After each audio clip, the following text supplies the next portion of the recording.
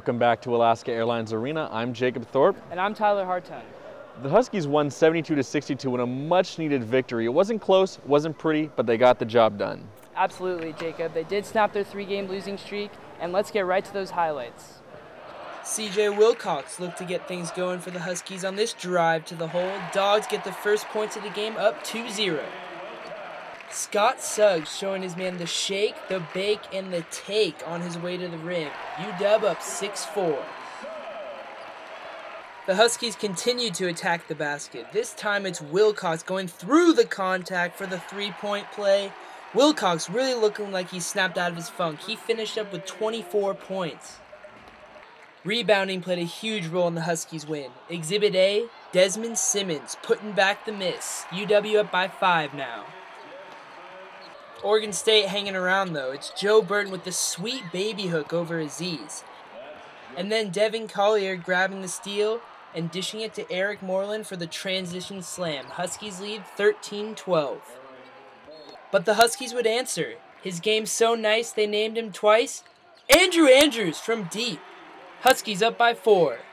Then off the steal, Roberto Nelson tosses it up for Collier in transition. And one. OSU takes the lead 18-16. 10 seconds later, Abdul Gaddy finds his man Wilcox on the wing for the 3-ball. UW back in the lead.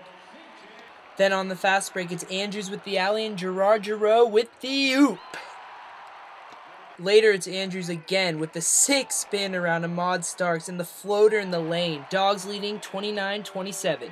Wilcox would close out the half for the UW with this and one jumper off this pass from Andrews. Huskies would head into the locker room trailing OSU 34-32.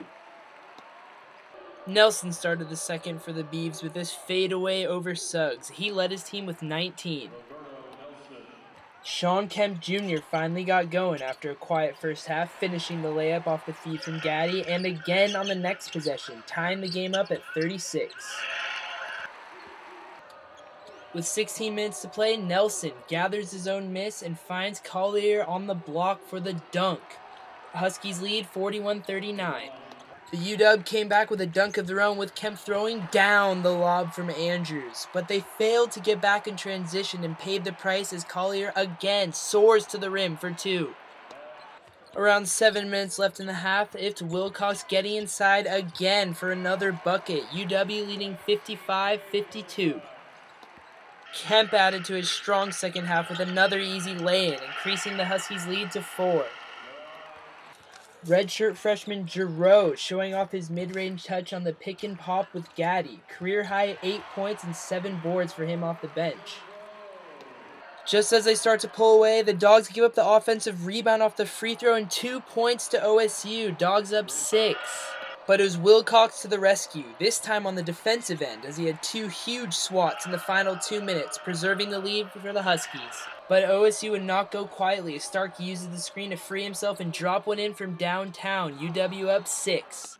That's as close as the Beavers would get, as the contest ended with Wilcox and Andrews sinking 2 free throws each to seal the victory for the reeling Huskies and snap their 3-game losing streak. UW 72, Oregon State 62.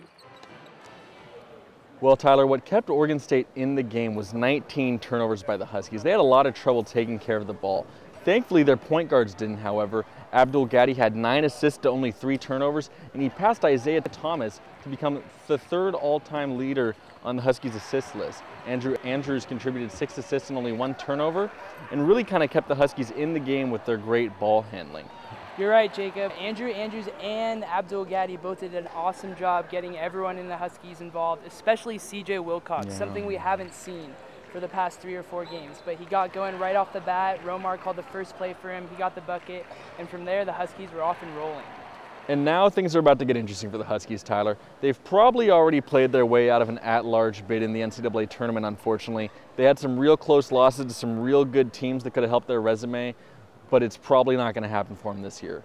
However, Lorenzo Romar's Huskies teams have had a lot of success in the Pac-12 tournament in the past, and there's no reason to think that if they can't build some momentum going into that tournament in Vegas this year, they can make some noise in the Pac-12 conference tournament. And that road starts next week at Arizona, Wednesday the 20th at 8 p.m. Tune in then, and until then, I'm Tyler Hartung. I'm Jacob Thorpe. And we'll see you next time on the Husky Highlight Show.